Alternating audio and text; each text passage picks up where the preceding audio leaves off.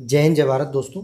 Welcome to our channel genius of commerce. Guys, class 12th की accountancy में हमने cash flow statement chapter की D K Goyal sir की book से जो सीरीज स्टार्ट की है उसमें हम क्वेश्चन नंबर 15 तक कर चुके हैं अपनी लास्ट वीडियो में। आज हम बात करेंगे दोस्त क्वेश्चन नंबर 16 की, जहाँ प्रॉफिट और लॉस इसका स्टेटमेंट दिया है जेड लिमिटेड का फॉर द ईयर एंडेड 31 मार्च 2018। यहाँ सर प्रॉफिट एंड लॉस जो दिया है वो डायरेक्ट मेथड से दिया है, मतलब हमें बैलेंस शीट नहीं दी है जैसे हमें और क्वेश्चंस में दी होती थी। मतलब ये क्वेश्चन थोड़ा सा हमारे लिए स्पेशल होने वाला है कि इस टाइप के प्रॉफिट एंड लॉस जब भी एग्जाम में दिए जाएंगे, हमें स्टेटमेंट दिए जाएंगे, तो हमारा कैश फ्लो स्टेटमेंट कैसे बनेगा। देन यहाँ इन्फॉर्मेशन दी है डेप्रिसिएशन अमोर्टाइजेशन एक्सपेंस की, चेंज इन इन्वेंट्री की, other expense, total expense, profit before tax की इन्फॉर्मेशन दी हुई है। सर सन्ड्री क्रेडिटर आपके बढ़ रहे हैं, डेटर घट रहे हैं, डेटर बढ़ रहे हैं, आउटस्टैंडिंग एक्सपेंस घट रहा है, बिल्स रिसीवेबल घट रहा है। मतलब ये वो इन्फॉर्मेशन है जो माइनस प्लस कर निकालते थे, कुछ ऐसी वाली। जब आपको कुछ ऐसी स्थिति में देता था कि डेटर 2 लाख के इधर है, 3 लाख के इधर है, क्रेडिटर 4 लाख के इधर है, 5 लाख के इधर है, उस टाइप से स्टार्ट करते हैं। तो क्वेश्चन नंबर 16 को सबसे पहले हमें जिस चीज़ की ज़रूरत होती है वो होती है नेट प्रॉफिट बिफोर टैक्स की। किस चीज़ को निकालने के लिए? Cash flow from operating activity निकालने के लिए। तो हम ये कैश फ्लो स्टेटमेंट है जो कि पूर्ण रूप से नहीं है, सिर्फ आपका क्या है यहाँ पर ऑपरेटिंग एक्टिविटी निकाला जाएगा ऑफ जेड लिमिटेड। सिंपल सा फॉर्मेट है, पर्टिकुलर्स, अमाउंट और अमाउंट। सबसे पहले आपको यहाँ देखना है net profit before tax. Sir यहाँ पर क्या देखना है आपको? नेट प्रॉफिट बिफोर टैक्स, जो कि आपको क्वेश्चन में दिया हुआ 8 लाख रुपए का। तो यहाँ बड़ा बड़ा लिखेंगे sir, net profit before tax 8 lakh rupees. After that आपको ऐड करना है यहाँ पर non cash non operating expenses और लॉसेस। क्या ऐड करना है आपको? Non cash and non operating expenses and losses. Non cash और नॉन ऑपरेटिंग एक्सपेंस और लॉसेस को ऐड करना है, जिसमें है आप सबसे पहले है डेप्रिसिएशन और अमोर्टाइजेशन। आपको जब भी मैंने इतने सारे क्वेश्चन कराए थे तो सबसे पहले वाला बताया था आपका फेवरेट, ये डेप्रिसिएशन आपका जरूर आएगा। तो 8 लाख में आप कितना जोड़ देंगे दोस्त? 80,000 रुपया। इसके अलावा देखते हैं अगर कोई ऐसा एक्सपेंस है तो यहाँ पर sir revenue from operation purchases नहीं है। अगर प्रेलिमिनरी एक्सपेंस रिटर्न ऑफ होता, इंटरेस्ट पेड होता, ठीक है, इंटरेस्ट रिसीव्ड होता, तो उन सब चीज़ों को मैं ऐड या लेस करता। एक चेंज इन इन्वेंट्रीज वाली चीज़ है जिसको हम अभी डिस्कस करेंगे। यहाँ पर सिर्फ 80,000 रुपये को आपको जोड़ना है और कुछ भी यहाँ पर लेस नहीं होगा। तो ये आ जाएगा आपका 8,80,000 रुपीज़। कुछ भी लेस नहीं होगा, जैसे नॉन ऑपरेटिंग इनकम्स वगैरह लेस हो जाती है यहाँ पर। तो ये आ जाएगा आपका operating profit before working capital changes. यहाँ जाएगा दोस्त आपका operating profit before working capital changes. Then इसमें 2 तरीके की एडजस्टमेंट ऐड करनी है और 2 तरीके की एडजस्टमेंट लेस करनी है। ऐड कैसी करनी है सर? अगर हमें कभी घाटा हो रहा हो, घाटा मतलब करंट एसेट्स में कमी आ रही हो या फिर करंट लायबिलिटी हमारी बढ़ रही हो, दोनों चीज़ों की वजह से लॉस होता है एक तरीके से, करंट एसेट का घटना और करंट लायबिलिटी का बढ़ना। पर ये सिर्फ समझने के लिए हमने लॉस प्रॉफिट वाला कॉन्सेप्ट लगाया है।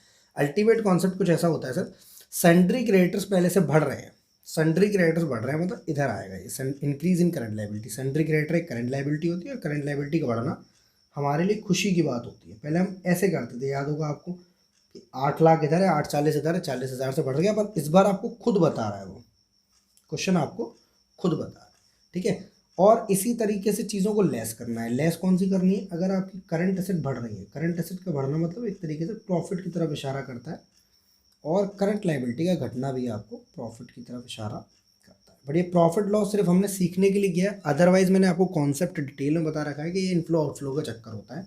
एग्जाम्पल के लिए लेता हूँ, जैसे 8 लाख रुपए के आपके सेंट्रल क्रेडिटर थे और 840 के हो गए, 40,000 से बढ़ गए, एक तरीके से हमारा लॉस हो गया, हमने इसको ऐड कर दिया। बट अल्टीमेट कॉन्सेप्ट क्या, हम 8 लाख रुपए पे करे आए उन्हें और 840 का सामान लिया है। समझ आ रही है बात है? मतलब हमने उनसे 40,000 रुपये एक्स्ट्रा लिया, इनफ्लो हो गया हमारा। इसलिए इनफ्लो हमेशा ऐड करेंगे in the statement of cash flow. समझने के लिए आपका ये तरीका है, और याद करने के लिए या चीज़ों को जल्दी करने के लिए आपको दूसरा तरीका है कि लॉसेस ऐड करो और प्रॉफिट्स लेस करो। नेक्स्ट है सेंट्री डेटर बढ़ रहा है, मतलब एसेट बढ़ रही है और एसेट बढ़ेगी तो लेस किया जाएगा। पहले हमें ये निकाल कर दिया जाता था, अब ये डायरेक्टली दिया गया है। सन्ड्री डेटर्स हमारे 70,000 रुपीज़ के। आउटस्टैंडिंग वेजेस घटेगी। आउटस्टैंडिंग वेजेस मतलब होती है करंट लायबिलिटी, और करंट लायबिलिटी जब घटेगी दोस्त तो ये कहाँ आ जाएगी आपकी, ये आ जाएगी आपकी यहाँ पर। आउटस्टैंडिंग वेजेस घटेगी 10,000 रुपये से, तो नीचे जाकर लेस कर दी जाएगी। बिल्स रिसीवल डिक्रीज हुए 5,000 से। बिल्स रिसीवल मतलब होती है आपकी करंट एसेट घटना, और करंट एसेट घट रही है तो खुश हो जाओ आप, क्योंकि ये ऐड होगी। करंट एसेट घटना मतलब लॉस, इसकी तरफ इशारा, समझने वाली बात। प्रीपेड एक्सपेंसेस आपके 20,000 से घट रहे हैं। अगेन प्रीपेड एक्सपेंसेस आपका करंट एसेट है, और करंट एसेट अगर आप घट रही है तो आप इसको भी ऐड करेंगे। इतनी बातें समझ में आ गई। सन्ड्री क्रेडिटर आपकी करंट लायबिलिटी है, बढ़ रही है, यहाँ लिखिए increase in current liability. Sundry debtor आपकी बढ़ रही है, increase in current asset. Outstanding wages आपका घट रहा है, decrease in current liability. Bills रिसीवल आपका घट रहा है, decrease in current asset. Prepaid expense आपका घट रहा है, डिक्रीज इन करंट एसेट। इतनी बातें प्योरली समझ में आ गई, ठीक है। अब एक गलती हो सकती है बच्चों से ऐसे में, ऐसे केस में सर इन्वेंट्री जो ऊपर चुपचाप छुपा कर दे रहा है मैं, क्योंकि वो भी करंट एसेट है हमारी, वहाँ बोल रहा ओपनिंग में से क्लोजिंग माइनस करिए, तो हमारी ये स्थिति रही है। मतलब यहाँ पर क्लोजिंग ये वाली और ओपनिंग ये वाली। मेरी बात बस आराम से समझ लेना। चेंज इन इन्वेंट्री मतलब क्या था, ओपनिंग माइनस क्लोजिंग।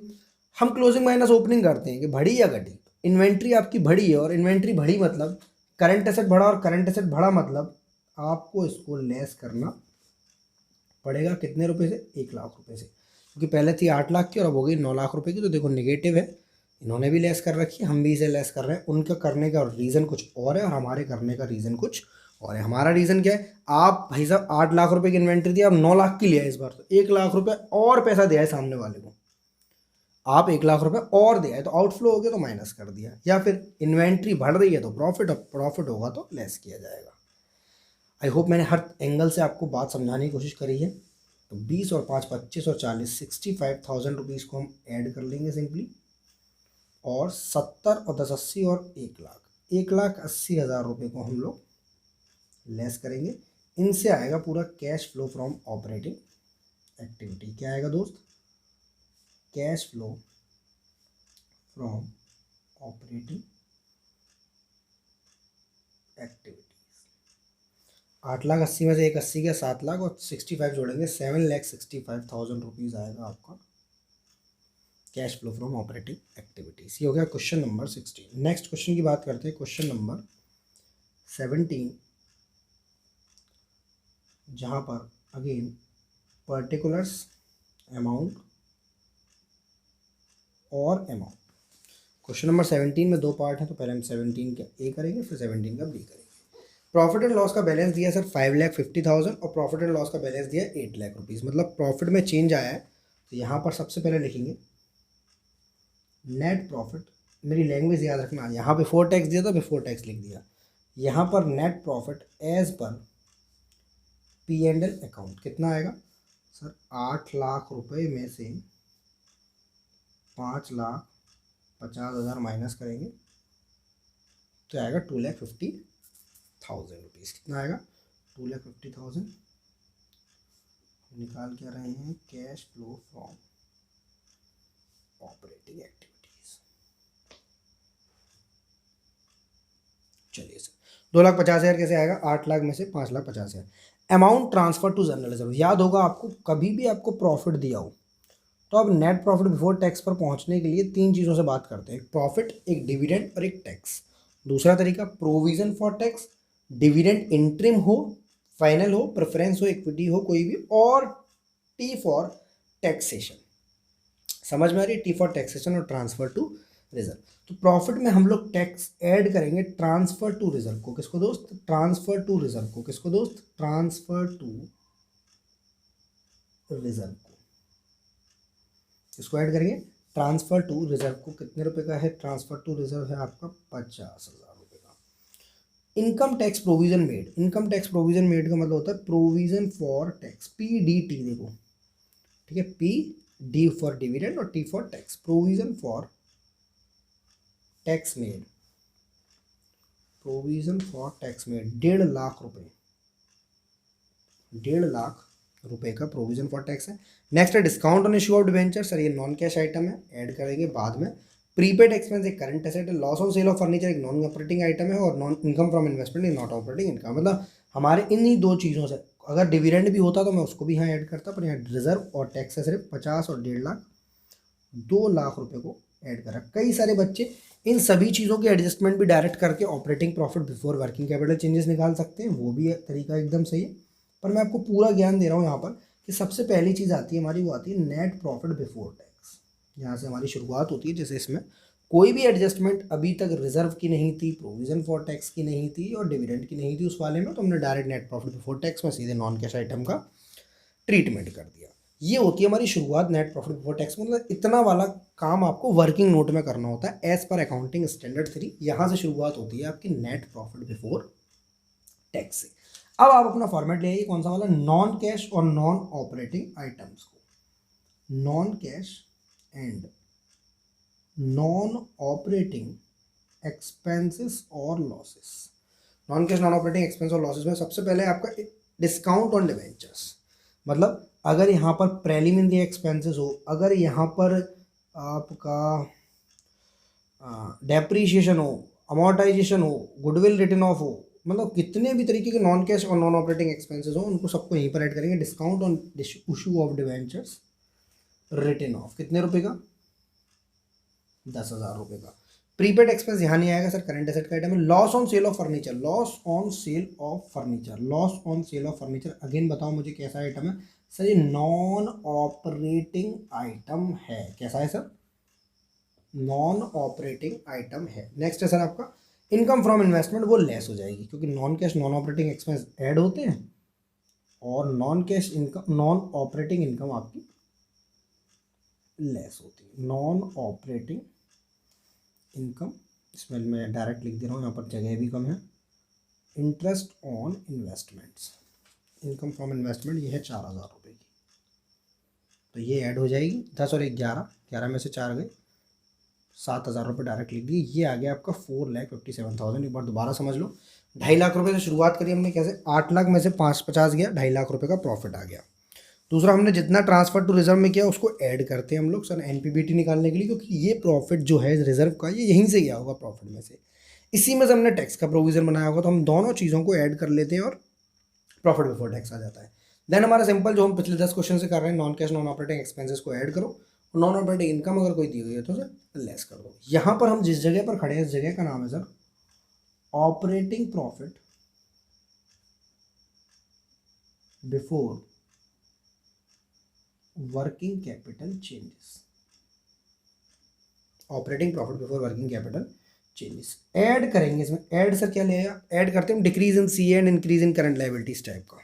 यहाँ पर क्योंकि एक ही दिए प्रीपेड एक्सपेंस 1 अप्रैल 2017 को, पिछले साल थे 8,000 के और इस साल पूरे में कोई जानकारी नहीं है, तो हम मानेंगे 8,000 में से 0 गए, 8,000 बचे, मतलब decrease in current asset, decrease in current asset और इंक्रीज इन करंट लायबिलिटी। मैं पूरी कहानी नहीं लिख रहा हूँ क्योंकि जगह भी नहीं है और आप इसको कई बार देख चुके हो ऊपर क्वेश्चंस में कि डिक्रीज इन करंट एसेट और इंक्रीज इन करंट लायबिलिटी। 8,000 रुपये से हमारा प्रीपेड एक्सपेंस क्या हो जाएगा दोस्त, ऐड हो जाएगा 4,65,000 और लास्ट में लेस करेंगे हम लोग tax paid.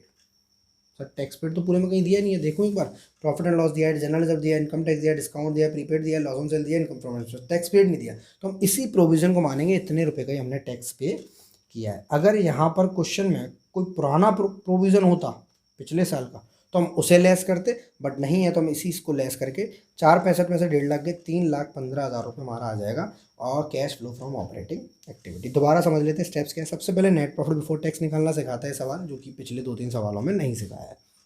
Net profit before tax के लिए हमेशा याद रखो PDT, P for profit, D for dividend और T for transfer to reserve, या फिर P for provision, D for dividend and T for taxation. ठीक है, किसी भी तरीके से याद रख लो, प्रॉफिट डिविडेंड टैक्स, तीनों चीज़ों का ट्रीटमेंट यहाँ पर आता है। प्रॉफिट डिविडेंड टैक्स या profit dividend transfer to reserve या प्रोविजन फॉर टैक्स और dividend and transfer to general reserve. Sir यहाँ पर ये चीज़ों का ट्रीटमेंट किया गया।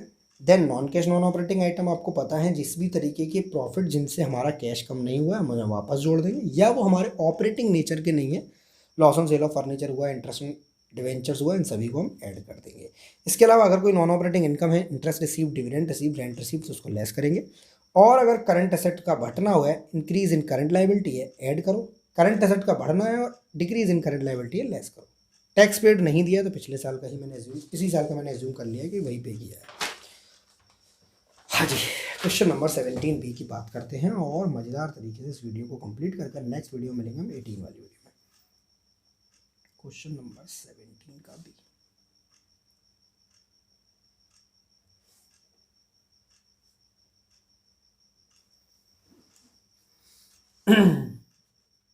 प्रॉफिट एंड लॉस का बैलेंस है सर 1 अप्रैल 17 को डेबिट का 12,000 और क्रेडिट का है 60,000। मतलब अगेन सेम कॉन्सेप्ट है। तो सर हम यहाँ लिखेंगे प्रॉफिट